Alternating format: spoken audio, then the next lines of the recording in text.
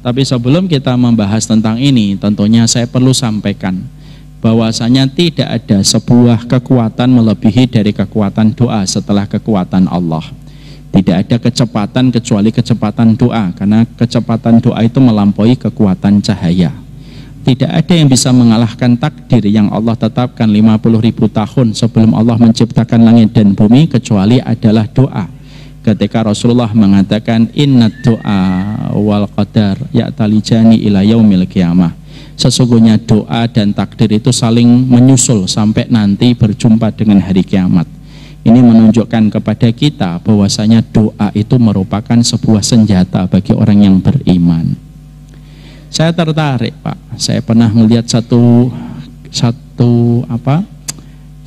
video tentang seorang yang mati husnul khotimah ketika beliau wafat dalam kondisi sholat.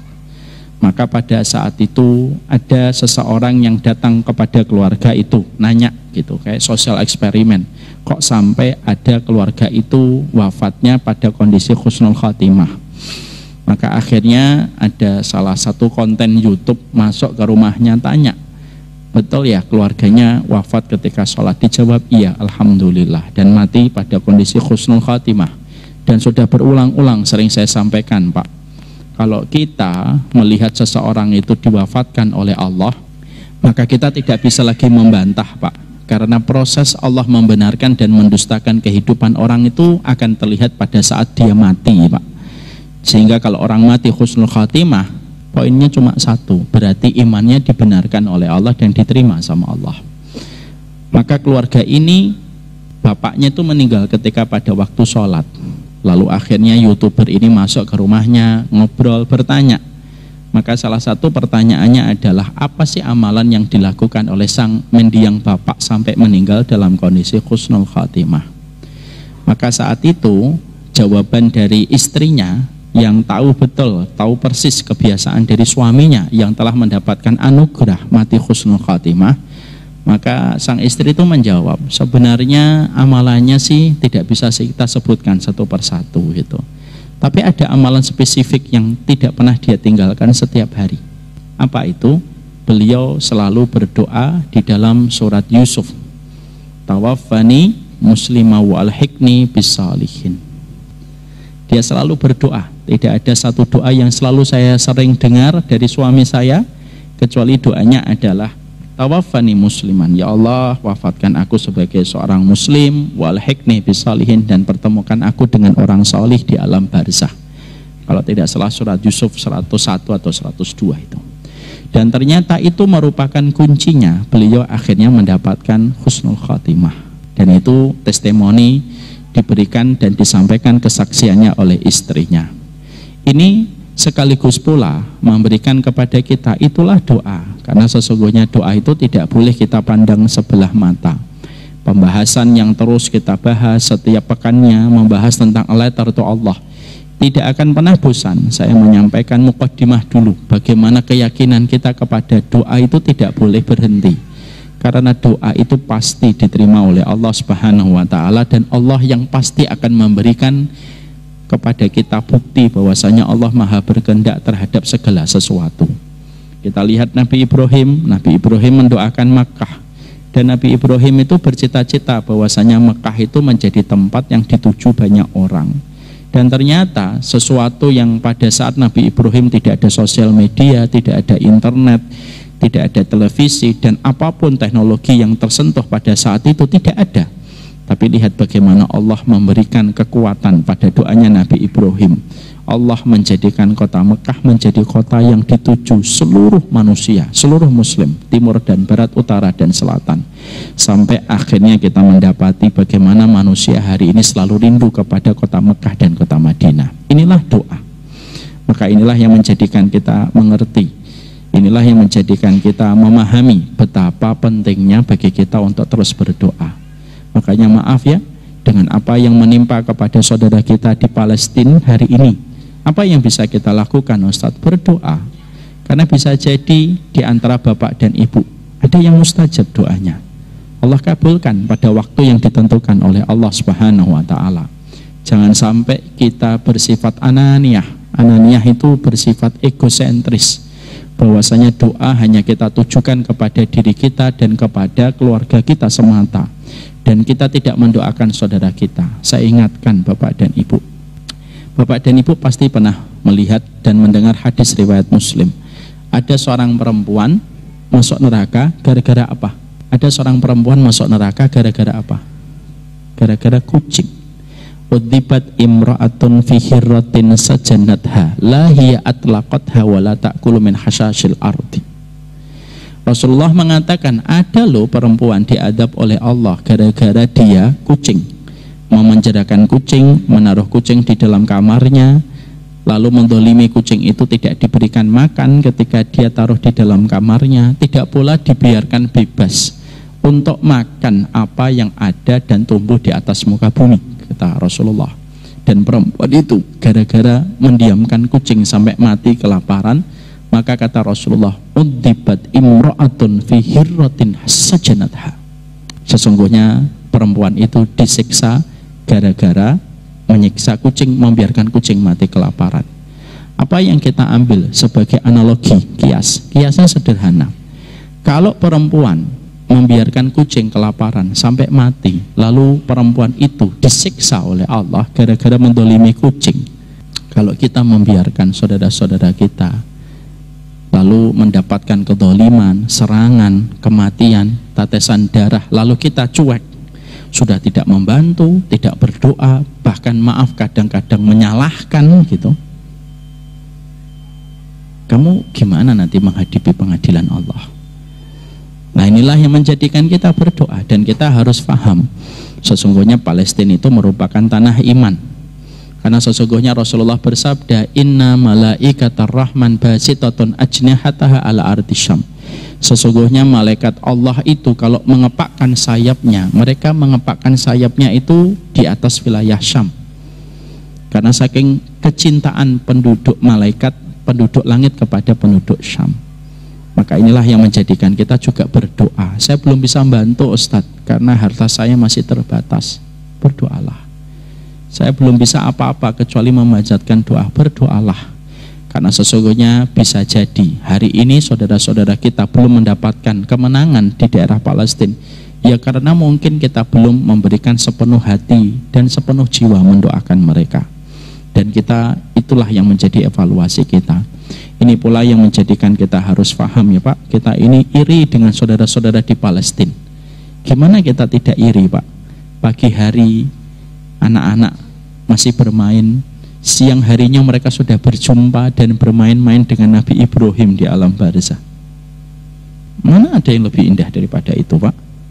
Ada banyak laki-laki di waktu malam mereka masih bersama dengan keluarganya, pagi harinya mereka sudah berpindah ke alam barzah, dan mereka meniatkan tinggal di kota Palestina dan tinggal di kota Gaza itu bukan pilihan dunia tapi pilihan akhirat untuk mereka. Karena orang yang tinggal di Gaza itu, saya pernah membaca, orang yang tinggal di Gaza itu sudah tahu pilihan mereka itu dekat dengan kematian, dan mereka meniatkan memang nyawa mereka dibeli sama Allah dengan apa yang mereka peroleh. Dan kita iri Pak, kalau wilayah kita baru saja dapat hujan tadi, kalau Bekasi tadi malam itu kita dapat air hujan. Tapi kalau wilayah Palestina, tanahnya itu terbasahi bukan dengan tetesan air hujan, tetapi darahnya para syuhada. Dan itu yang membuat kita iri Pak. Kalau para pemuda-pemuda di sana, mereka telat menikah bukan karena pacaran, mereka telat menikah karena mereka sibuk untuk berjuang, untuk membela kaum muslimin yang terdolimi, yang menjadikan mereka belum sempat untuk menikah. Kalau di sini banyak orang belum menikah, telat menikah itu karena banyak maksiat dan dosa yang mereka lakukan. Inilah yang menjadikan kita sembari berdoa tapi sembari kita iri, ghibthah terhadap apa yang menimpa kepada saudara kita di Palestina. Itulah doa. Jangan remehkan doa, karena doa itu memberikan kepada kita banyak keberkahan yang tidak pernah kita duga. Sekarang mari kita buka doa apa yang akan kita pelajari setelah kita melaksanakan sholat isya. Wassallallahu ala nabiyina Muhammad walhamdulillahirabbil alamin. Subhanakallahumma wa bihamdika asyhadu an kok saya nutup kafaratul majlis belum selesai. Sallallahu ala nabiyina Muhammad. Assalamualaikum warahmatullahi wabarakatuh. Bismillah.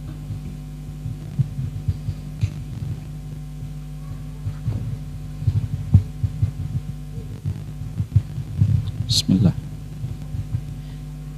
Kita lanjutkan kembali ngajian kita. Assalamualaikum warahmatullahi wabarakatuh. Setelah kita mengetahui betapa besarnya dan betapa efeknya yang begitu agung pada kehidupan kita ketika kita berdoa, inilah yang menjadikan kita menata ilmu menjadi sebuah narasi untuk kita, supaya kita senantiasa mampu menghadirkan alasan untuk senantiasa kita berdoa. Karena sesungguhnya setan itu berusaha untuk menjadikan kita tidak lagi memiliki hidayah untuk berdoa kepada Allah. Setan membuat berbagai macam alasan-alasan untuk hati kita supaya kita tidak berdoa kepada Allah. Karena sesungguhnya setan tahu betul bahwasanya salah satu inti kita beribadah kepada Allah itu berdoa kepadanya. Inilah yang menjadikan kita mengkaji setiap pekan letter to Allah, mentadaburi doa 40 Rabbana pada kehidupan kita, supaya doa kita berikan nyawa, doa kita berikan ilmu.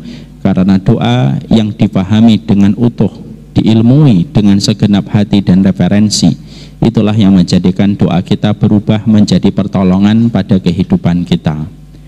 Susahnya kita mendapatkan pertolongan bukan karena Allah yang pelit dan bakhil memberikan pertolongan pada manusia, dan Allah tidak pernah pilih kasih memberikan pertolongan. Maka sesungguhnya ketika kita tahu Allah tidak pernah pilih kasih memberikan pertolongan, inilah yang menjadikan kita berpikir dan merenung. Mungkin pertolongan itu tidak datang kepada kita karena kita belum tulus meminta kepada Allah. Mungkin bisa jadi kualitas kita berdoa masih kalah jauh dengan kualitas anak kita ketika merengek meminta mainan, dan akhirnya menjadikan kita belum mendapatkan pertolongan karena kita belum memiliki standar meminta yang benar kepadanya pada persoalan yang kita jumpai di dalam kehidupan. Makanya inilah yang menjadikan kita mempelajari doa 40 Rabbana.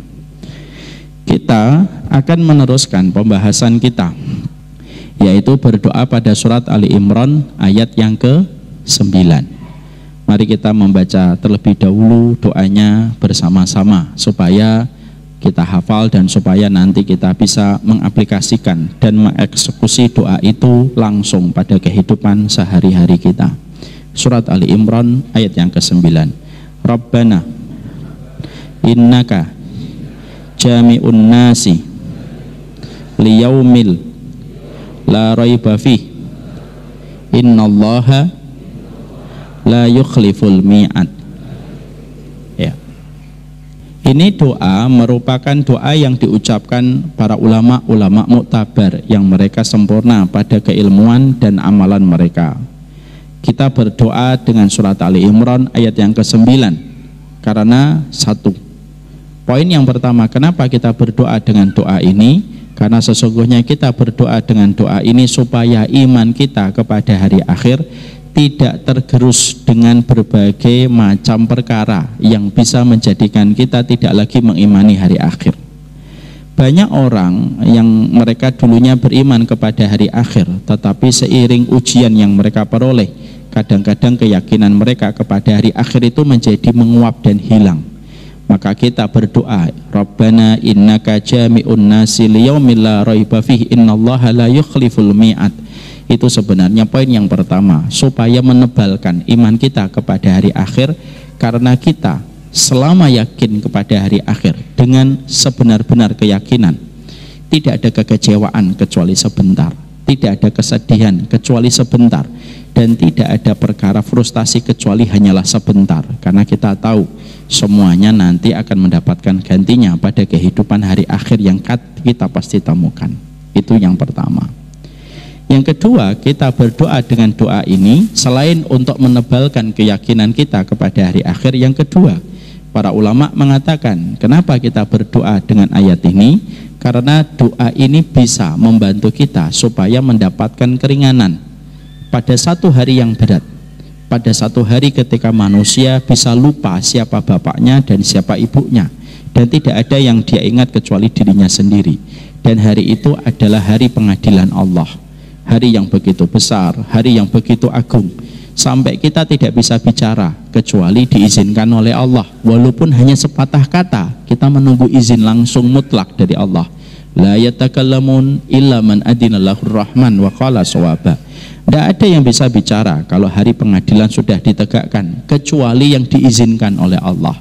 Dan kalau sudah diizinkan oleh Allah, tidak ada lagi dusta, tidak ada lagi rekayasa, tidak ada lagi pencitraan, karena semua yang dibicarakan itu pasti benar.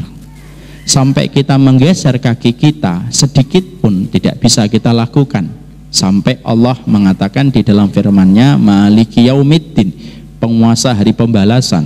Karena memang kalau hari pengadilan Allah sudah tiba, mutlak semua kekuatan itu miliknya Allah. Dan sampai kita pun hanya menggerakkan kaki walaupun cuma 1 inci, itu pun tidak akan bisa sampai kita menyelesaikan satu persatu proses yang kita hadapi di dalam pengadilan Allah. Makanya kita berdoa, Rabbana innaka jami'un nasi liyaumil la raiba fih, supaya meringankan bagaimana kedudukan kita di dalam pengadilan Allah. Orang yang pengen diringankan oleh Allah, banyaklah berdiri di dalam hidupnya dengan sholat, diringankan ketika dia berdiri di pengadilan Allah. Kata Imam Ibnu Qayyim, orang yang pengen diringankan oleh Allah pada pengadilan yang berat, maka hendaklah dia berdoa yang banyak, mengetuk pintu langit. Karena orang yang banyak mengetuk pintu adalah orang yang paling banyak dibukakan pintu rahmat dan pertolongan untuknya. Maaf ya Pak, mari kita lihat kasus pidana yang terjadi pada kehidupan manusia. Orang ketika mereka mendapati ada satu masalah pidana dan kasus hukum, maka prosesnya itu melelahkan dan meletihkan. Diundang polisi, memberikan kesaksian, ditanya dengan 100-200 pertanyaan, dan terkadang pertanyaan itu harus dijawab dalam jangka waktu 4-10 jam. Dan setiap saksi mereka keluar dari kantor penyidikan itu pasti lelah Pak, letih, sampai tidak bisa lagi menjawab pertanyaan ketika para wartawan begitu ramai di depan kantor penyidikan.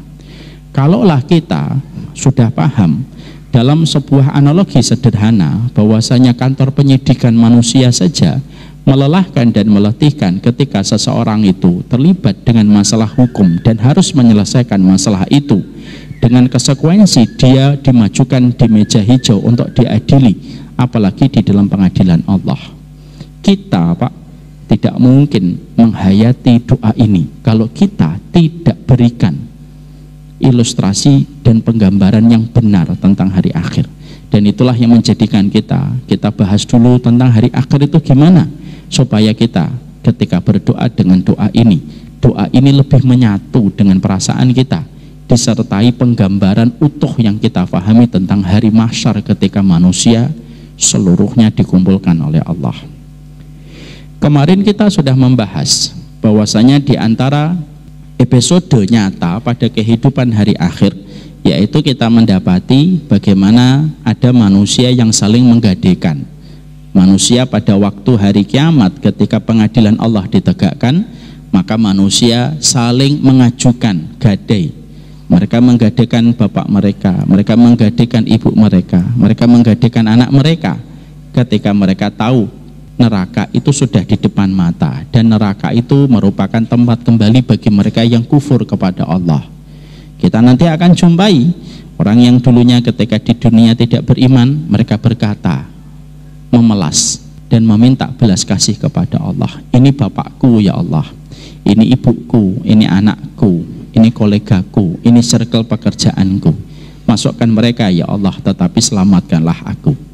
Tapi semua tawaran itu tidak ada satupun yang diterima sama Allah, karena kita paham setiap keselamatan itu memiliki sebuah syarat, term and kondisi yang kita harus pahami, dan itu haruslah keimanan yang harus kita berikan. Setelah itu nanti ada pertengkaran-pertengkaran yang luar biasa yang terjadi pada waktu di akhirat. Jadi ketika sidang itu sudah ditegakkan sama Allah, selain proses episode manusia banyak menggadekan keluarganya supaya mereka selamat dari jilatan api neraka, kita juga menjumpai di dalam surat Az-Zukhruf 67, yaitu al-khillau yauma idzin ba'duhum li ba'din adu illal muttaqin. Orang yang saling mencintai kelak pada waktu di pengadilan Allah, mereka saling bertengkar, mereka saling bermusuhan, kecuali orang yang beriman.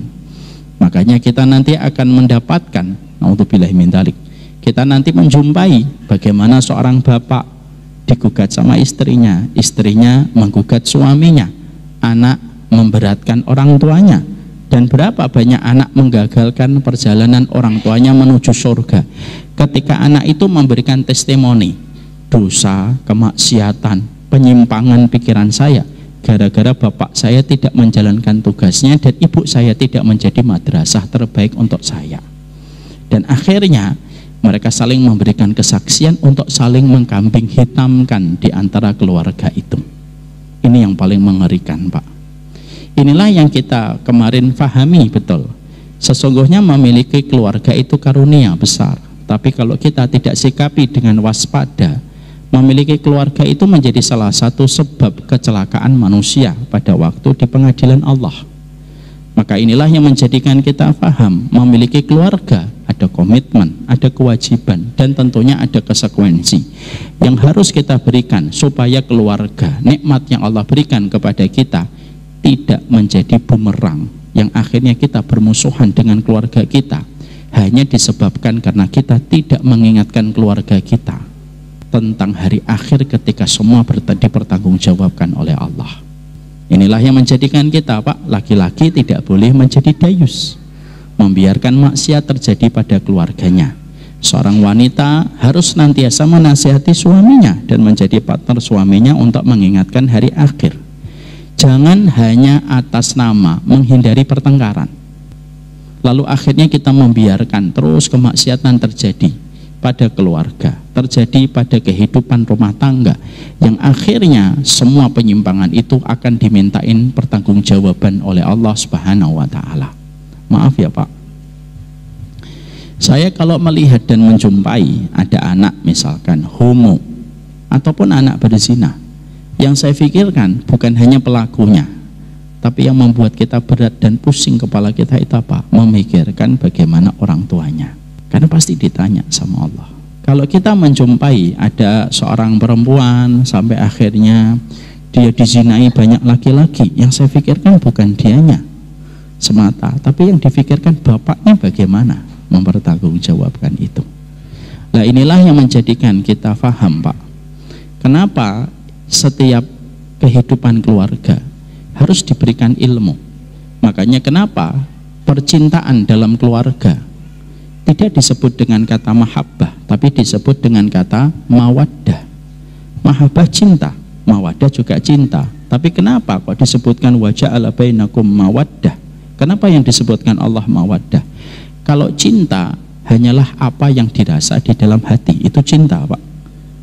Ada pasangan SMA dan SMK saling cinta, tapi tidak menjadikan mereka taat kepada Allah, itu namanya mahabbah, cinta doang. Tapi kalau cinta yang melahirkan sebuah komitmen untuk bertambah taat, itu namanya mawaddah. Berapa banyak keluarga mereka memiliki mahabbah tapi tidak memiliki mawaddah, akhirnya hanya cinta, sepanjang hidupnya cinta, tapi dia terus membiarkan istrinya melakukan maksiat. Dia tahu itu maksiat tapi dibiarkan. Istrinya pun tahu suaminya maksiat tapi dibiarkan. Itu namanya cinta. Hanya mengambil sisi profit dan hubungannya lebih bersifat mutualisme. Kalau mawaddah enggak, Pak. Mawaddah itu memberikan kepada kita, cinta itu mendorong kita untuk lebih taat kepada Allah. Itu yang disebut dengan mawaddah. Maka inilah yang menjadikan kita paham betul. Keluarga yang Allah berikan kepada kita itu ditanya sama Allah, Pak, summa latus'alunna yauma idzin anin naim. Kamu pasti ditanya tentang semua nikmat yang diberikan sama Allah, dan nikmat apa yang lebih besar daripada kenikmatan keluarga. Dan inilah yang menjadikan kita memahami betul, ya.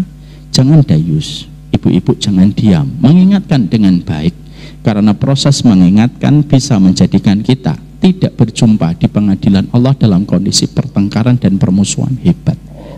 Itu yang kita sudah pelajari. Maka seterusnya apa yang terjadi? Maka setelah terjadi pertengkaran, ketika kita mendapati orang-orang yang kufur kepada Allah, Mereka dalam kondisi saling menggadekan, orang-orang muslim yang mereka cuek dengan agamanya dan mereka tidak pernah saling mengingatkan tentang hari akhir, mereka saling bermusuhan di hadapan Allah. Maka setelah itu ada sebuah kisah, ada satu episode lain. Di sisi yang lain, di akhirat itu apa? Nanti akan ada banyak sekali orang yang menggugat dan orang yang mereka menuntut keadilan kepada Allah. Gara-gara mereka mengikuti orang yang mereka ikuti, lalu menyebabkan mereka tersesat. Ada yang mengikuti atasan, tapi atasannya menyesatkan. Ada yang mengikuti pemimpin, tapi pemimpinnya menyesatkan dari jalan Allah. Maka semua bos, semua atasan, dan semua pemimpin yang menyesatkan dan saling menyesatkan di antara mereka, itu terjadi lagi pertengkaran, Pak. Jadi, kata para ulama, ada orang yang habis bertengkar sama keluarga, dia bertengkar lagi sama atasan. Dan itu melelahkan sekali. Bertengkar itu melelahkan, Pak. Bermusuhan itu melelahkan. Tanya sama pemain antagonis di dalam sinetron, mana peran yang paling enak? Ya protagonis. Yang paling lelah pemain sinetron itu siapa? Pemain antagonis, Pak. Pemain yang marah-marah, Pak. Action, ayo. Melotot matanya, tenggorokan kelihatan urat kerongkongannya, harus teriak, Pak, harus melampiaskan kebencian. Makanya biasanya kalau pemain sinetron antagonis, ketika sang sutradara mengatakan cut gitu, langsung gitu. Kok Ustadz tahu, emang Ustadz pemain sinetron? Ya enggak perlu jadi pemain sinetron untuk tahu gitu kan. Tapi jadi pemain antagonis itu melelahkan. Saya pernah tanya sama teman-teman artis, maaf ya Pak, teman saya artis. Enggak ada istimewanya, sama kayak kita, semuanya orangnya baik-baik yang mau ngaji. Saya tanya, akhi, menjadi pemain antagonis itu melelahkan? Tidak melelahkan, Ustaz, padahal itu baru main. Makanya sampai, maaf ya, saya pernah diberitahu sampai ada pemain antagonis itu harus healing, mereka harus konsultasi ke psikolog. Kenapa? Dia setelah selesai sinetronnya masih terbawa karakternya, Pak. Terus sampai istrinya ngomong, sudah sana pergi ke psikolog kamu udah bisa bedain mana kehidupan realita dan sinetron kamu. Masya Allah. Itu baru pemain antagonis di sinetron. Kita bisa membayangkan kelelahan demi kelelahan itu dirasakan oleh manusia setelah ada pertengkaran keluarga. Nanti ada pertengkaran antara bawahan dengan atasan, antara bawahan dengan pemimpinnya. Ketika pemimpinnya menyesatkan, ketika atasannya menyesatkan dari jalan Allah, akhirnya mereka tidak mau disalahkan, karena setiap orang itu satu, Pak, di akhirat. Mereka ingin mencari kambing hitam supaya bisa melepaskan semua tuduhan yang diarahkan kepadanya. Allah menyampaikan dalam surat Al-Ahzab ayat 6, 7, 6, 8. Wa qalu rabbana inna ata'na sadatana wa kubara'ana fa'adallunna sabila rabbana atihim di'faini minal adab wal anhum la'nan kabira. Orang-orang yang mereka dikumpulkan di padang mahsyar itu, mereka berkata, inna ata'na sadatana wa kubara'ana. Ya Allah, dulunya saya mentaati atasan saya mentaati bos saya mentaati pemimpin saya. Fa'adallun nasabila, mereka ternyata menyesatkan saya dari jalan engkau yang lurus. Rabbana atihim di'faini minal adab wal anhum la'nan kabira. Ya Allah, laknati mereka, berikan kepada mereka 2 kali adab, karena kerusakan kami itu ya gara-gara mengikuti mereka. Ya, maka ini terjadi pada kehidupan ketika kita menjumpai kehidupan kita memberikan loyalitas dan memberikan ketaatan kepada manusia jauh lebih besar daripada ketaatan kita kepada Allah. Lalu memberikan ketaatan, memberikan loyalitas, sampai ketika bermaksiat kita tetap kerjakan dan tetap lakukan. Maka itulah yang menjadikan akhirnya mereka saling menggugat untuk mencari pembenaran supaya mereka lepas dari apa yang telah mereka perbuat. Makanya maaf, Pak, tidak bisa. Kalau kita beragama, suka sekali ada sebuah statement di masyarakat, sudahlah, saya tinggal ngikutin aja lah sama orang yang alim, nanti kalau dia dosa dia yang nanggung. Tidak bisa gitu, karena masing-masing dari kita tetap akan bertanggung jawab terhadap apa yang kita pilih dan apa yang kita perbuat. Makanya kita tetap harus belajar. supaya kita tidak hanya sekedar taklid buta, tetapi kita ngerti bagaimana penjelasan dalilnya dan penjelasan referensinya. Karena itulah yang kita khawatirkan. Maka ini pula Pak yang menjadikan kita akhirnya paham, hati-hati terhadap konteks ketaatan kita kepada tempat pekerjaan kita. Kalau kita tidak selektif di dalam memilih ketaatan kita, lalu sampai kita memberikan loyalitas kita kepada pekerjaan kita, lalu kita membabi buta melakukan apa saja, lalu akhirnya kita yang akan terkena dampaknya berat. Karena apa? Kita tidak bisa mengkambing hitamkan atasan kita di hadapan Allah. Kenapa? Ketika orang-orang ini mengatakan inna ata'na sadatana wa kubara'ana fa'adalluna sabila rabbana atihim di'faini minal adhab wal'anhum la'nan kabira, maka sesungguhnya mereka ketika mengkambing hitamkan atasan itu tidak diterima sama Allah. Kenapa? Tetap mereka akan mendapatkan hukuman sesuai dengan tingkat perbuatan yang mereka lakukan. Makanya maaf Pak, kalau Bapak dapat tempat pekerjaan kok halal dan atasannya mengkondisikan kita untuk taat, itu nikmat besar itu, demi Allah. 1-2 kekurangan tidak usahlah menjadi sebab kita marah-marah lalu kita akhirnya resign dari tempat pekerjaan itu. Selama kita sudah mendapatkan kebaikan di tempat itu dan ternyata atasan kita itu tidak pernah menahan kita dari perkara-perkara ketaatan kita kepada Allah, itu nikmat besar Pak. Ya, jangan hanya karena mengejar sesuatu yang belum pasti di tempat pekerjaan lain menjadikan kita akhirnya meninggalkan satu tempat yang sudah memberikan kebaikan untuk kita, dan akhirnya kita terjebak di tempat baru, mungkin gajinya lebih besar tapi kita dihalangi di dalam berbuat ketaatan. Dan saya ingatkan Pak, segede apapun loyalitas kita ke tempat pekerjaan, ya kalau kita meninggal dunia tidak butuh 3 kali 24 jam, maka pemilik perusahaan itu bisa mencari gantinya. Ya, dan itu mudah baginya. Ada satu kisah Pak, Masya Allah ya, dakwah ini memperjumpakan saya dengan ratusan kisah-kisah nyata Pak. Makanya ada salah satu ikhwan cerita sama saya ketika beliau menjumpai saya tanya, kapan antum mulai ngaji Mas? Iya Ustaz, saya mulai ngaji karena ada satu kejadian. Dia punya atasan di mana atasannya jauh lebih tua daripada beliau. Atasan ini punya atasan lagi. Lah atasan beliau itu Masya Allah sering dijadikan bumper sama atasannya yang lebih atas untuk melakukan ini, melakukan itu, dan dia tahu betul itu. Wah, atasan saya ini baik, tapi sering dijadikan bumper sama atasannya yang lebih tinggi. Dan dia sering bilang, Pak kasihan Pak, ya udahlah nggak apa-apa gitu. Satu waktu terkena serangan jantung Pak, meninggal atasannya. Ketika meninggal atasannya yang membuat dia kaget, tidak sampai 3 hari Ustaz, 1 kali 24 jam setelah dia meninggal sudah ada yang menduduki posisinya. Padahal saya tahu sepanjang hidupnya dia jadi bumper dari atasannya. Bukan sepanjang hidupnya, yang saya tahu dia sering dijadikan bumper sama atasannya. Masya Allah, dari itulah saya akhirnya betul-betul bertobat Ustaz. Ini yang menjadi sebuah hikmah untuk kita Pak. Hikmah itu tidak butuh dalil. Kisah nyata dari orang-orang yang mereka kembali sama Allah itu jadi hikmah untuk kita. Makanya disinilah kita akhirnya paham, bekerja itu ibadah. Kalau bekerja itu ibadah, kita harus paham, jangan sampai kita mau dikondisikan untuk menabrak yang haram, untuk menerjang yang syubhat, dan untuk mengambil yang maksiat. Kenapa? Apa yang kita peroleh tidak sebanding dengan apa yang kita korbankan. Dan itu nanti terjadi pertengkaran kalau itu terjadi. Banyak bawahan yang sering berkata, atasan saya nyuruh saya begini, ya sudah, ada batasannya, itu boundaries antum. Dan itu prat keimanan antum, kehormatan keimanan antum di situ.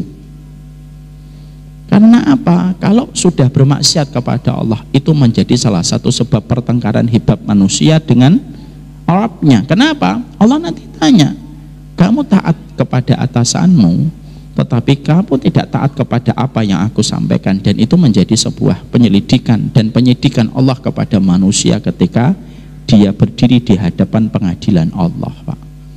Makanya Masya Allah ya, banyak manusia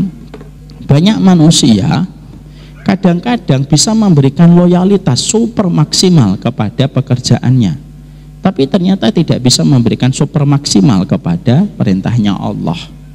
Padahal atasan kita, tempat pekerjaan kita itu hanyalah menyalurkan rezeki yang Allah memang titipkan untuk kita. Makanya Masya Allah tadi Pak, selama Bapak dan Ibu, terutama Bapak, kalau sudah mendapatkan tempat pekerjaan, tidak menahan Bapak dari perintah, tidak menyuruh Bapak pada kemaksiatan, disyukuri itu. Karena masih banyak nanti manusia pada waktu di pengadilan Allah, mereka bertengkar hebat dengan atasannya, dengan pemimpinnya, yang menyesatkan mereka dari jalan Allah yang lurus. Makanya kita harus paham Pak, ketaatan itu terbingkai dengan sebuah syarat. Kalau bingkainya syarat ini tidak kita penuhi, kita yang akan masuk neraka. Apa itu? La ta'ata li makhlukin fi maksiatil khaliq, innamat ta'atu fil ma'ruf. Rasulullah bersabda, tidak ada ketaatan kepada makhluk selama dia bermaksiat, dan sesungguhnya ketaatan itu pada perkara ma'ruf. Bapak tahu nggak asbabul wurud hadis ini? Sebab latar belakang kejadian yang menjadikan Nabi berkata hadis itu tadi. Kejadiannya begini Pak, ada satu pasukan dikirim oleh Rasulullah, lalu pasukan itu ada pemimpin yang ditunjuk oleh Nabi, kamu ya jadi pemimpinnya ya. Biasanya yang ditunjuk jadi pemimpin itu yang biasanya hafal surat Al-Baqarah Pak, biasanya begitu Nabi standarnya kalau memilih seseorang menjadi pemimpin satu pasukan atau satu ekspedisi tugas. Nah, kalau kita Pak yang pada zaman Nabi mungkin nggak ada yang jadi pemimpin Pak, karena nggak ada yang hafal surat Al-Baqarah. Maka ada orang dipilih, kamu jadi pemimpin. Nah, jalan ekspedisi ini dalam satu tugas yang diberikan oleh Rasulullah. Di perjalanan entah kenapa bawahannya membuat marah kepada atasannya, kepada pemimpinnya. Marah itu pemimpinnya, lalu emosi Pak. Pemimpinnya ketika emosi dia membakar kayu, semakin diperbesar itu kayu bakarnya, lalu berkata, kalian semuanya tahu saya ini pemimpin, masuklah kalian kepada api itu. Maka seluruh pasukan dari para sahabat saat itu yang menjadi bawahan, mereka saling pandang kanan kiri, celingak-celingok bahasa Jawanya ya. Terus gimana ini? Akhirnya mereka kabur Pak. Jadi mereka langsung kabur lari menuju ke Madinah untuk menemui langsung kepada Rasulullah. Akhirnya lomba, kayak kejar-kejaran Pak, kayak anak main petak umpet, kejar. Lalu para sahabat terus berlari menuju ke Madinah. Sampai ketika sampai di Madinah, mereka menceritakan peristiwa yang mereka alami. Lalu Rasulullah berkata, kalau kalian masuk kepada api itu, kalian tidak akan pernah keluar selama-lamanya. Nah, lalu Rasulullah mengatakan tadi, la ta'ata li makhlukin fi maksiatil khaliq. Nggak ada ketaatan kepada makhluk selama bermaksiat kepada Allah. Itulah sebab hadis itu disampaikan oleh baginda Nabi. Lah inilah yang menjadikan kita memahami betul, sama dalam konteks ketika kita berinteraksi dengan pemimpin. Dalam perkara-perkara ketaatan lakukan Pak, tapi dalam perkara kemaksiatan ya kita harus menasihati dengan cara yang benar. Tidak boleh bagi kita melakukan tindakan-tindakan kekerasan sampai mengkafir-kafirkan, nggak boleh, haram. Tapi kita tetap menasihati dan tetap menyampaikan amar ma'ruf nahi munkar. Dan itu konteksnya bukan hanya pemimpin, sampai atasan-atasan tempat pekerjaan kita pun sikapnya semacam itu. Maka itulah yang bisa menghindarkan kita dari berbagai macam perkara yang bisa mendatangkan pertengkaran hebat. Karena pertengkaran itu salah satunya di situ. Maka setelah semua pertengkaran itu digelar dan setiap manusia itu ngelihatin Pak, di sana menggadekan keluarganya, di sini bertengkar dengan keluarganya, di sini bertengkar dengan para pembesarnya, bertengkar dengan atasannya dan para pemimpinnya, maka pada saat itulah akhirnya mereka semua sadar. Sadarnya bagaimana? Sadarnya adalah, oh yang menyebabkan semua ini tuh ujungnya satu, setan, iblis. Akhirnya mereka semua pertengkaran itu melelahkan mereka, menguras energi mereka.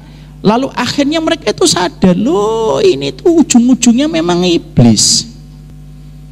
Sang bapak tadi ketika menyalahkan istri, istri menyalahkan bapak, bawahan menyalahkan atasan, atasan menyalahkan bawahan, pemimpin menyalahkan rakyat, rakyat menyalahkan pemimpin. Akhirnya semua itu sadar, loh kita ini hanya pion. Kita ini hanya pion. Dan yang menggerakkan kita melakukan semua ini adalah setan. Akhirnya mereka cari itu iblis. Loh itu iblis itu. Nggak takut Ustaz ngeliat iblis? Enggak lah Pak. Kalau takut berarti kita mesti di Cekir Jakarta Timur. Nggak takut. Oh itu iblisnya. Itu kamu yang salah, karena engkaulah yang menyebabkan semua kejadian yang kami alami hari ini. Dan kami minta tanggung jawab. Ini gara-gara kamu nih, keluarga saya begini, saya tidak beriman, saya mentaati pemimpin atau atasan yang menyesatkan, pemimpin menyalahkan rakyat, semua akhirnya saling mencakar dan saling mereka bertengkar. Ketika semua itu sudah ditujukan kepada iblis, Allah lalu memberikan kesempatan bagi iblis. Masya Allah Pak, Allah itu adil Pak, sampai kepada iblis pun adil. Makanya kalau ada orang yang ngomong Allah tidak adil, terus yang adil sopo kalau kamu tuduh Allah itu tidak adil? Lalu setelah semuanya telunjuk diarahkan kepada iblis, atau semua kekacauan yang mereka dapatkan ketika di dunia, dan itu membuat kekacauan dari pertengkaran demi pertengkaran yang membuat mereka frustasi dan depresi Pak, dan itu tidak ada anti klimaksnya Pak. Masya Allah ya. Jadi kalau para ulama itu mengatakan adalah husnun bila nihayah. Kalau dibahasakan tuh kesedihan, depresi dan frustasi bila nihayah, nggak ada endingnya Pak. Kalau kita di dunia, seseorang misalkan ada yang depresi, misalkan depresi kita, jangan kita, ada orang depresi gitu, maka itu masih ada anti klimaksnya. Gimana itu? Ketemu psikolog, ketemu ustadz, ketemu guru, healing Pak, ke pantai, ke puncak, akhirnya stresnya terurai sedikit. Nah, itu di dunia Pak. Karena apa? Ya sepenat-penatnya kita di dunia itu tetap ada turunnya Pak, ada klimaks dan anti klimaksnya. Maka ketika di akhirat depresi itu tidak ada endingnya, tidak ada anti klimaksnya, itu tidak ada. Makanya Masya Allah memang betul-betul terasa berat sekali pada saat itu ketika semua itu bertenang. Yang tenang siapa Pak? Yang tenang orang beriman Pak. Dia tenang, melihat pertengkaran demi pertengkaran itu dia tenang, karena Allah memberikan kepadanya balasan yang sepadan dengan tingkat ketakutan dia kepada Allah. Dikasih oleh Allah tenang. Kenapa? Takutnya di dunia sudah habis untuk Allah. Jadi akhirnya dia tenang aja. Akhirnya apa? Tidak terasa waktu yang panjang ketika mereka berdiri 40 tahun itu tidak terasa bagi mereka. Makanya betul kan kalau ada yang mengatakan waktu itu relatif, benar. Bagi Bapak sebentar, bagi saya bisa lama. Kenapa kok bisa beda Ustaz? Karena relatif, sesuai dengan kondisi dan keadaan. Bapak-bapak ngerasa nggak waktu cepat? Cepat. Kita ngerasa nggak waktu cepat-cepat, tapi bagi orang lain yang sedang menghadapi pinjaman yang harus dia bayar malam ini, waktu terasa cepat atau lama? Lama Pak. Dan orang beriman pada saat itu tenang, kata Rasulullah, setenang-tenangnya. Kenapa? Rasulullah menjelaskan hadis Nabi dalam hadis qudsi, wala ajma ala abdi wala ajma'u ala abdi khaufaini wa amnaini. Aku tidak pernah memberikan kepada manusia 2 kali takut 2 kali aman. Kalau dia sudah takut kepadaku di dunia, sudah berganti dengan rasa aman super maksimal. Di pengadilan Allah itu dia tenang. Kenapa dia tenang? Karena dia tahu semua persyaratan sudah dipenuhi. Bapak naik motor, ternyata di perempatan situ ada polisi Pak, razia. Bapak sudah memiliki semua surat-surat. Tenang atau tidak tenang? Tenang. Orang ngomong, Pak, pemeriksaan Pak, operasi. Tenang. Bahkan ketika polisi menghentikan, stop Pak. Siapa? Siapa? Butuh surat-surat Pak. Siapa? Surat mobil, surat motor, surat tanah, ada semua saya. Lalu akhirnya dia tenang ngasih, dicek. Kendaraan bagus Pak, bagus Pak. Motornya Yamaha, jaketnya Yamaha, pas Pak. Nggak ada yang beda Pak. Kan ada kadang mungkin motornya Yamaha, jaketnya Honda, bisa ditilang kan. Saya motornya Yamaha, jaketnya Yamaha Pak, pas itu Pak. Dia tenang Pak, akhirnya bisa ngobrol dengan polisi, sok ngomong Jam berapa Pak operasi di sini Pak? Memang banyak pelanggaran di sini Pak. Yang biasanya gitu. Kenapa dia tenang? Semua persyaratan sudah dia penuhi Pak. Tapi maaf bagi yang tidak memenuhi persyaratan Pak, tidak usah jauh-jauh di sono. Baru di sini tiba-tiba ada yang ngomong operasi zebra gitu. Bingung Pak dia. Bedain rem sama gas bingung. Masuklah ke masjid. Ini yang ketawa-ketawa ini biasanya. Masuk ke masjid pura-pura sholat gitu. Padahal habis sholat asar, ya kan? Ya kan? Pura-pura. Ada yang saya lihat di video itu ada pemeriksaan gitu. Motornya ditinggal dia naik bis Pak. Padahal kan motornya lebih mahal daripada dia bayar denda kan. Tapi orang bingung mau diapain. Loh ini terjadi Pak, saya ngelihat di YouTube.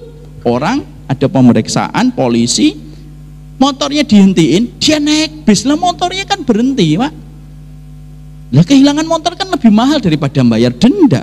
Bayar denda 100.000, 200.000. Tapi orang panik mau diapain. Kan begitu. Akhirnya itu yang menjadikan kita paham. Lah ketenangan itulah yang didapatkan orang yang beriman. Pertengkarannya hebat, episode demi episode membuat frustasi, huznun bila nihaya, depresi tanpa garis finish pada manusia pada saat itu Pak. Masya Allah, itu yang menjadikan kita nanti berdoa Rabbana innaka jami'un nas, itu terasa itu.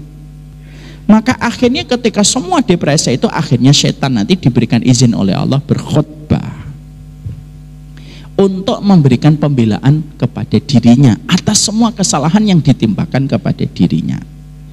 Itulah yang kita dapatkan pada surat Ibrahim 22. Ya, maka di situ setan memberikan khutbahnya, Pak. Masya Allah Pak. Setan menggunakan khutbahnya pakai bahasa Arab. Jangan sampai kalah sama setan. Dan menyampaikan itu. Coba dibaca surat Ibrahim ayat yang ke-22. Ada yang membaca, mungkin Pak Haiban. Ya, surat Ibrahim 22.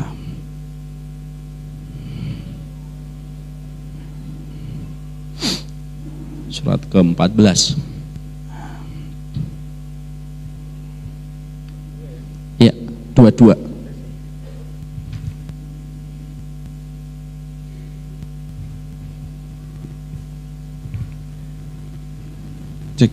Tidak ada kekuasaan bagiku terhadapmu, melainkan sekedar aku menyuruh kamu, lalu kamu mematuhi seruanku. Oleh sebab itu, janganlah kamu mencerca aku, tetapi cercalah dirimu sendiri. Ya, terus wa makana liya amali. Wa makana liya min sultan illa anta utukum. Yang 23 ya? Ya, ayat yang masih 22. Wa qala syaitanu lamma qudiyal amru. Innallaha wa'adakum wa'dal haqq wa wa'adtukum fakhlaftukum wa makana liya. Dan setan berkata, ketika perkara atau hisab telah diselesaikan, sesungguhnya Allah telah menjanjikan kepadamu janji yang benar, dan aku pun telah menjanjikan kepadamu, tetapi aku menyalahinya. Teruskan. Wa makana liya alaikum min sultan illa an da'utukum.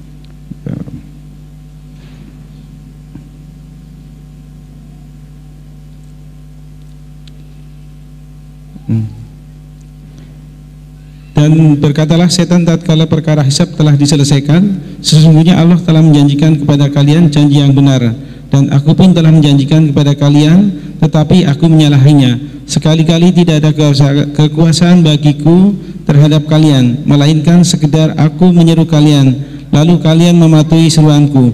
Oleh sebab itu, janganlah kalian mencerca aku, tetapi cercalah diri kalian sendiri. Aku sekali-kali tidak dapat menolong kalian, dan kalian pun sekali-kali tidak dapat menolongku. Sesungguhnya aku tidak membenarkan perbuatan kalian mempersekutukan aku dengan Allah sejak dahulu. Sesungguhnya orang-orang yang zalim itu mendapatkan siksaan yang pedih, dan dimasukkan orang-orang yang beriman dan beramal soleh ke dalam surga yang mengalir di dalamnya sungai-sungai. Sudah Bapak? Sudah. Mereka kekal di dalamnya dengan izin Tuhan mereka. Ucapan penghormatan mereka dalam surga itu ialah salam. Ya, sudah. Di ayat yang ke-22 itu Allah mengabadikan Pak isi teksnya iblis ketika nanti diberikan kesempatan untuk melepaskan semua tuduhan yang diarahkan kepada dirinya Pak. Saya ketika membaca ayat ini, poin yang saya ambil itu bukan isi khutbahnya, Pak, tapi letak keadilan Allah itu sedemikian sempurnanya. Loh, sama setan pun masih diberikan kesempatan, Pak. Makanya jangan pernah sekali-kali ragu tentang keadilan Allah pada kehidupan kita dengan syariatnya. Wa qala syaitanu lamma qudiyal amr. Ketika semua telah selesai, ketika setan itu berkata, ketika hisab itu diselesaikan dan akhirnya orang itu mengarahkan telunjuknya kepada setan, lalu setan itu mengatakan, innallaha wa'adakum wa'adal haq wa wa'adtukum fa akhlaftukum. Sesungguhnya Rabb kalian itu memberikan janji yang benar dan aku memberikan janji, tetapi kalian menyelisih janjinya Allah. Wa ma kana li 'alaikum min sultan illa an da'utukum fastabjabtum li. Sesungguhnya saya itu tidak punya kekuasaan untuk memaksa kalian. Setan itu tidak punya kekuasaan, Pak. Memaksa kita itu tidak bisa. Nggak ada orang mengatakan, kenapa kamu zina? Iya, langkah kaki saya ngarahnya ke lokalisasi sini kok. Saya bawa ke masjid nggak mau kaki saya. Nggak ada, Pak. Maka akhirnya apa? Setan itu mengatakan saya itu tidak punya kekuatan. Setan itu tidak punya kekuatan, Pak. Tidak punya kekuatan. Dia hanya menyuruh kepada hati kita. Makanya ketika hati kita lemah, dikuasai dan dikudeta sama hawa nafsu, akhirnya suka merespon bisikan setan. Saya itu tidak punya kekuasaan. Setan itu tahu betul, Pak, dan ini pelajaran untuk kita. Ya, selesai itu belum. Lalu mengatakan fala talumuni walumu anfusakum. Jangan salahin saya, loh, Pak. Jangan salahin saya. Walumu anfusakum, sudahlah celah diri kalian sendiri gitu. Saya tidak pernah maksa kok. Saya tidak pernah maksa. Semua itu terjadi atas pilihan kalian sendiri. Itu semuanya. Jadi ketika kayak gini, sudah, jangan salahin saya. Ayo kita masing-masing mencelah diri kita masing-masing.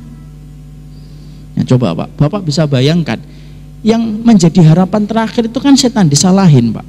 Bapak misalkan, bukan Bapak, ada orang, terus dia mendapati di persidangan ada satu alibi, satu saksi yang diharapkan saksi itu akan meringankan dia. Ternyata saksi itu yang sudah ditunggu-tunggu, diharapkan meringankan dia, ketika baru duduk langsung semua memberatkan persaksiannya kepada dia. Itu kan jadinya lemes, Pak. Jangan mengatakan, jangan salahin saya, kalian diri sendiri.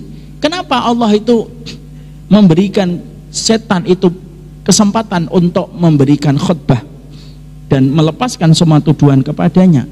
Kata para ulama tafsir, bukan hanya menunjukkan sifat keadilan Allah semata, tapi Allah ingin membuat orang itu betul-betul tahu betapa menyesalnya mereka itu mengikuti setan, Pak. Dan kesaksian itu apa? Penyesalan kalau nggak bisa diulang itu kan rasanya itu meninggalkan lubang besar di hati kita, Pak. Itu yang pengen Allah, supaya apa? Orang itu akhirnya, ya Allah, goblok banget ya saya. Kan gitu biasanya kita. Kalau kita misalkan sudah dikasih tahu istri, jangan bang, jangan gini. Tidak apa-apa, jangan bang, tidak apa-apa. Saya suamimu, ya saya tahu suami saya bilang kamu istri saya siapa misal. Lalu akhirnya masih diterjang, dan akhirnya betul setelah dia melakukan itu, akhirnya dia mendapatkan kerugian besar. Biasanya apa? Ya Allah, goblok ya saya itu. Terus istrinya datang berkata, jangan salahin saya ya bang. Nah, kan perih, Pak. Perih sekali itu. Itu baru di dunia. Maka pemilihan diksi kalimatnya itu menambah perih luka, Pak. Jadi setan itu bukan mengatakan, iya sekarang kita sama-sama ya penduduk neraka. Tidak gitu, Pak. Loh, sampai setan itu kalau khutbah aja pemilihan diksinya bagus. Karena setan itu ketika menggoda manusia itu pakai ilmu. Kita hidup nggak pakai ilmu, kalah sama setan yang pakai ilmu. Nanti Bapak baca surat Ibrahim 22 ini di rumah, ngomong, setan kamu nanti ngomong pakai ini kan? Itu gitu, Pak. Maka lalu mengatakan apa? Ma'ana bimusrikhikum wa ma'antum bimusrikhi. Loh, ditutupnya bagus.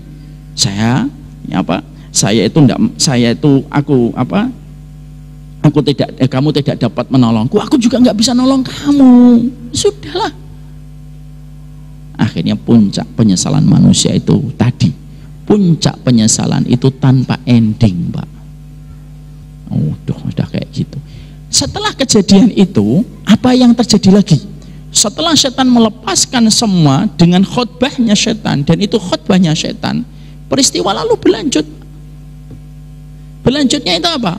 Manusia akhirnya akan satu persatu menghadapi hisab, Pak. Maka pada saat itulah, sebelum hisab itu ditegakkan kepada orang yang pertama, jadi sidang sebelum dimulai, jadi ibaratnya kalau ilustrasi kita di persidangan, hakim baru duduk gitu, maka sebelum sidang dimulai, kata Rasulullah dalam hadis riwayat Muslim, inna awalan nasi yuqda yaumal qiyamati salasatun. Sidang, setan sudah melepaskan, orang sudah stres tingkat tinggi, tidak ada anti klimaksnya, dilanjutin lagi, Pak. Apa itu yang dilanjutin itu? Ada orang yang dipanggil oleh Allah. Ya maaf, hadisnya bukan tadi. Yang dipanggil adalah orang yang dua orang, Pak, yang dipanggil. Yang dipanggil itu siapa? Dua orang. Yang satu orang yang paling nikmat hidupnya, sepanjang hidup tidak pernah sedih kecuali sedikit. Saking nikmatnya itu luar biasa. Ibarat kata statement di waktu saya kecil itu apa? Kecil dimanja, gede foya-foya, tua kaya raya, tapi mati masuk neraka. Lah orang ini dipanggil oleh Allah, nih kamu orang yang paling nikmat hidupnya. Kita nggak tahu, Pak, nanti siapa itu. Bisa Korun, bisa siapapun. Kalau dalam Quran kan contohnya Korun, tapi Korun kan pernah merasakan masa-masa miskin. Kalau yang dipanggil oleh Allah tuh nggak pernah sama sekali miskin, Pak, nggak pernah sedih. Memang dari kecil tuh sudah kaya raya, tapi dia penduduk neraka. Ini pernah saya sampaikan hadisnya di sini. Yang kedua yang dipanggil oleh Allah siapa? Orang yang paling menyedihkan imannya, Pak. Ibaratnya apa? Ya datang tak dijemput, pulang tak diantar gitu. Nah, bukan jelangkung, tapi saking tidak dianggapnya dia. Banyak dibully, dihujat, miskin, lapar, sudahlah. Kondisi fisiknya pas-pasan gitu. Tapi dia masuk surga. Nah, dipanggil oleh Allah. Jadi semua pertengkaran itu sudah, setan sudah menyampaikan, melepas semua tuduhan. Lalu Allah pingin, nih loh, surga neraka itu kayak apa? Supaya yang beriman tenang, supaya yang kufur tambah frustasi. Lalu akhirnya dipanggil dua orang. Dipanggil dua orang itu, ditanya sama Allah dalam sebuah ilustrasi percakapan dan dialog semacam ini. Fima makna. Kamu tuh orang nikmat hidup di dunia. Iya ya Allah, saya nikmat orang paling hidup di dunia.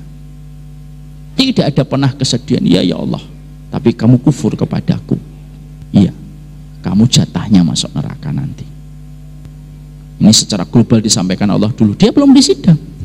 Diambil oleh Allah, dicelup ke dalam neraka, lalu diambil, diletakkan di depan Allah. Lalu Allah tanya, saya baru mencelupkan kamu ke dalam neraka. Satu celupan tok. Apa yang kamu rasakan dengan bergelimang hidup nikmat sepanjang hidupmu, tapi kamu dalam kondisi kufur dan masuk neraka? Pertanyaannya itu dijawab sama orang tersebut. Saya tidak pernah merasakan arti sama sekali kesenangan ya Allah. Artinya apa? Saya sudah sering nyampaikan di sini. Karena satu celupan neraka itu, Pak, menghapuskan jutaan kenikmatan pada perkara yang haram. Satu celupan tok, padahal nanti dia kekal di dalam neraka. Nikmatnya zina, minumnya khamr, nikmatnya narkoba, riba, pinjaman, semuanya hilang seketika. Satu celupan tok itu.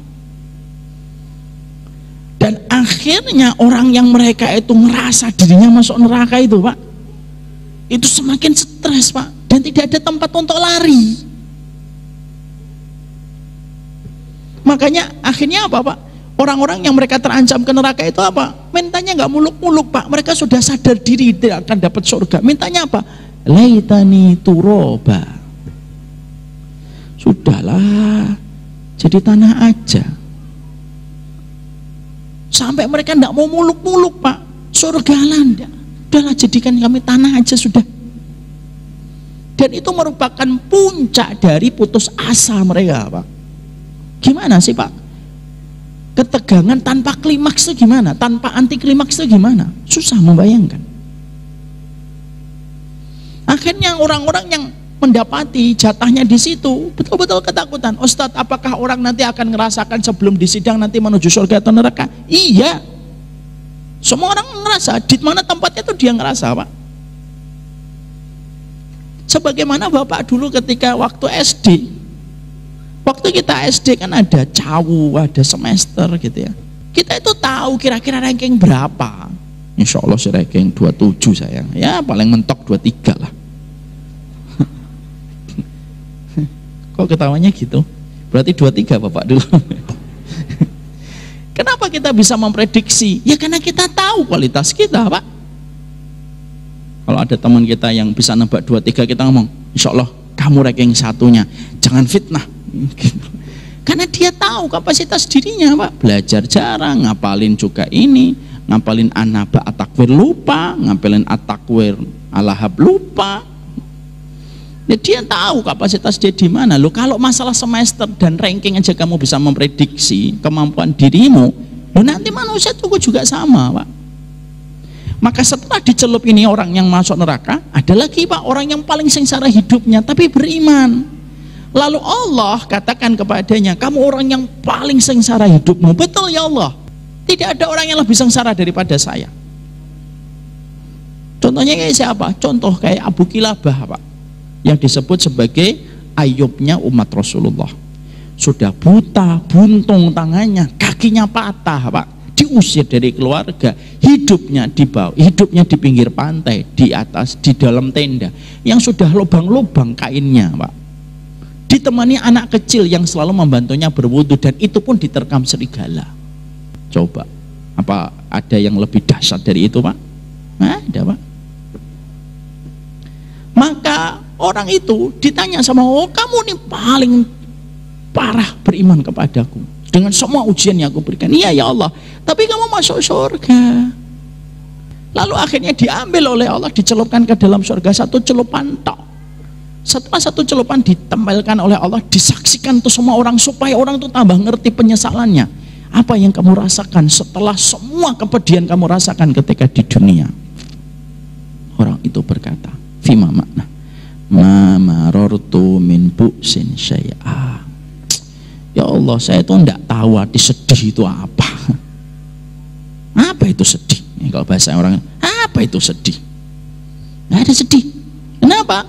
Karena sudah nikmatin surga walaupun baru satu celup, padahal nanti kekal di dalam neraka, di dalam surga. Lalu disitulah para ulama mengatakan, seperih-perihnya kita bangun malam, sabar didolimi, semua itu, Pak, sekali celupan tok di surga, hilang sehilang-hilangnya. Ibu-ibu panas, gerah, beberapa bulan gak hujan, harus pakai mukena, harus pakai jilbab, udah gitu keringetan luar biasa, hilang itu. Ibu-ibu memahami suami, suami memahami istri bertahun-tahun, hilang sehilang-hilangnya, tidak tersisa sama sekali. Lalu ditempatkan oleh Allah di depan surga, ditanya, nikmat gak? Nikmat ya Allah, padahal itu tempatmu nanti selama-lamanya. Akhirnya, Pak, semua yang ada di situ, Masya Allah, Pak, yang beriman semakin rindu untuk cepat diputuskan oleh Allah. Yang tidak beriman semakin meminta alasan supaya diundur lagi pengadilan Allah, Pak. Pada saat itulah Allah lalu menyindir orang-orang yang dulunya gara-gara dunia itu gagal dapat surga, Pak. Wa yauma yu'radul ladzina kafaru 'alan nari adhabtum thayyibatikum fi hayatikumud dunya wastamta'tum biha. Artinya kurang lebihnya ketika diperlihatkan neraka itu, maka orang-orang yang mereka itu terjebak dengan dunia yang akhirnya gagal dapat surga itu ditanya oleh Allah, mana dunia yang kalian sombongkan, yang kalian nikmati, yang kalian kumpulkan itu, mana dunia itu? Masih nyisa enggak? Di kamu itu masih nyisa enggak itu? Dan tidak bisa dijawab sama orang, Pak.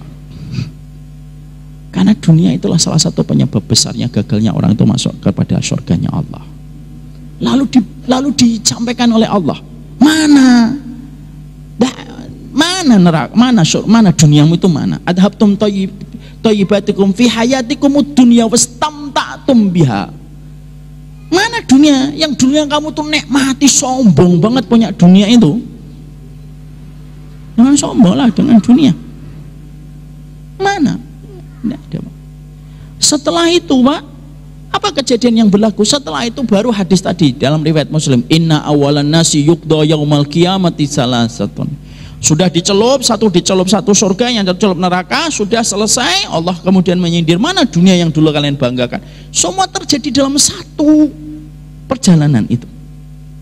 Lalu ketika semuanya akhirnya deg-degan untuk disidang oleh Allah, ada 3 orang yang dipanggil oleh Allah. Inna awalan nasi yuqda yaumal qiyamati salasatun. Orang yang pertama kali diputuskan nasibnya itu ada 3, Pak.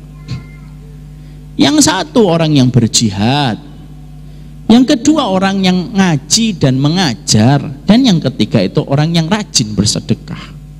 Dipanggil fulan mujahid, fulan seorang alim besar dan seorang penuntut ilmu besar, fulan orang yang terkenal dengan sedekahnya. Dipanggil 3-tiganya oleh Allah, ditanya oleh Allah, ya, inna awalan nasi yuqda yaumal qiyamati salasatun. Lalu yang dipanggil oleh Allah adalah rajulun qatala fi sabilillah, orang yang semasa hidupnya itu perang terus, Pak. Lalu ditanya sama Allah, ma'amil tafi, dulunya di dunia ngapain? Qala qataltu, saya berperang. Untuk siapa? Untukmu ya Allah. Allah lalu berfirman dan berkata, disanggah, kadzabta, kamu bohong. Kamu itu berperang supaya kamu disebut pemberani. Akhirnya apa, Pak? Akhirnya diseret wajahnya, dilemparkan ke dalam neraka. Pertama kali yang terjilat api neraka itu adalah mujahid yang salah niat. Itulah yang dikatakan Imam Abu Hanifah, keplesetnya kakimu jauh lebih ringan daripada kepleset hatimu. Yang kedua siapa? Rajulun ta'allamal ilma wa 'allamahu, orang yang sering belajar, orang yang sering ngajar, Pak. Bapak jadi juga, saya juga kena. Tapi orang ini apa? Orang ini ketika dia belajar supaya disebut alim, ketika dia menjadi alim supaya disebut alim besar. Lalu ditanya, ma'amil tafih, kamu dulu ngapain? Saya belajar ya Allah, saya ngajar ya Allah. Kamu ta'alamtul Quran, saya membaca Al-Quran, qara'atul Quran. Untuk siapa? Untukmu ya Allah. Allah berfirman, kadzabta, bohong kamu. Kamu membaca Quran supaya disebut qari, kamu belajar supaya disebut salih, kamu ngajar supaya kamu disebut alim. Selesai, Masya Allah ya. Sudah, seret wajahnya, dilemparkan ke dalam neraka yang kedua. Maaf ya, jangan salah memahami hadis ini. Oh, berarti saya tidak usah ngaji. Nggak gitu. Pulang ke rumah, Rabu depan kita nggak usah ngaji, Mi. Oh, kenapa, Bi? Iya, masuk neraka pertama kali. Alasan aja ini. Yang ketiga, rajulun tasaddaq, orang yang sedekah. Lalu ditanya sama Allah, kamu ngapain di dunia? Ya Allah, saya nyari kerja, sedekah, nyari kerja, sedekah, nyari kerja, sedekah. Untuk siapa? Untukmu ya Allah. Kadzabta, bohong. Kamu itu kerja supaya kamu disebut sebagai orang dermawan, dan dilemparkan mereka ke dalam neraka. Oh, itu akhirnya disitulah kita paham, Pak. Niat itu ditanya lebih dulu daripada urusan sholat. Saya pernah nyampaikan materi ini, ada yang ngomong gini, ustadznya salah, batil itu.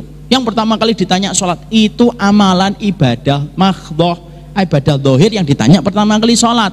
Ibadah hati yang ditanya itu ikhlas dulu, niat kita dulu, Pak.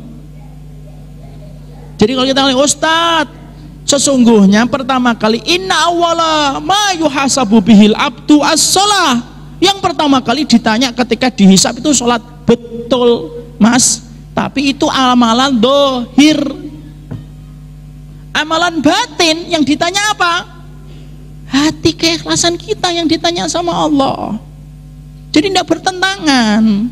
Jadi jangan buru-buru mengatakan sesat nih ustadznya. Pertama kali yang disalim itu sholat.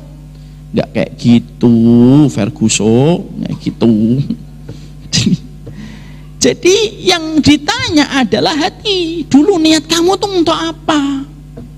Maka ketika semua orang sudah dimasukkan, Pak, masuk ke neraka itu, maka akhirnya disitulah satu persatu disidang oleh Allah. Sebelum disidang, Pak, tampaklah orang-orang yang menyesal, Pak. Yang menyesal ini kumpul, yang menyesal ini kumpul, yang menyesal ini kumpul, yang menyesal ini kumpul, Pak. Semakin memperberat atmosfer depresi dan frustasi. Lalu setelah itu sidang satu-satu, Pak. Dan umatnya Rasulullah yang dipanggil dulu untuk disidang, Pak. Penyesalannya apa aja, Ustaz? Ada yang menyesal ini, ada yang menyesal ini. Nah, itulah pembahasan kita pekan depan, insya Allah. Bapak dan Ibu paham kan kenapa saya sampaikan detail? Jangan sampai satu doa lama bener nggak habis-habis. Karena supaya kita itu kalau berdoa Rabbana innaka jami'un nas, kita paham, Pak, dibangkitkannya bagaimana, padang mahsyar itu kayak apa, kejadian apa yang berlaku di atas padang mahsyar, itu yang harus hadir dulu supaya berdoanya khusyuk. Ya kalau kita cuma berdoa ya kayak basam. Ayo basam berdoa Rabbana Rabbana innaka jami'un nas. Tahu artinya? Ndak bi. Kan kita bukan anak kecil lagi. Jadi memberi ilmu itu sebagaimana memberi nyawa pada apa yang kita ucapkan kepada Allah. Siap untuk tahu apa penyesalan-penyesalan berikutnya? Insya Allah pekan depan. Doakan ustadznya tidak telat lagi. Siapa sih ustadznya itu? Tapi tidak apa-apa, Pak. Kadang-kadang saya harus telat. Kenapa? Supaya tahu siapa yang betul-betul bersabar menjadi penuntut ilmu. Tadi saya sampaikan ke Pak Haiban. Pak Haiban, maaf sekali nih, saya baru sampai Lebak Bulus ini. Udah diliburkan aja. Jangan Ustadz. Semua kita menunggu, Masya Allah. Moga-moga dengan kelelahan Bapak dan Ibu menunggu, meringankan kelelahan kita berdiri di pengadilan Allah. Ini yang dapat saya sampaikan. Kita tidak usah buka pertanyaan karena memang belum selesai surat Ali Imran ayat yang ke-9.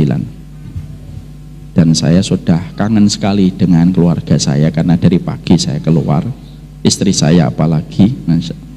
Jadi kita cukupkan kajian kita. Boleh kan? Ustadznya ketemu keluarga? Boleh lah. Kalau Bapak banyak nanya berarti mentolimi saya. Tidak bercanda. Semoga Allah memberikan keberkahan untuk semua urusan kita, Pak.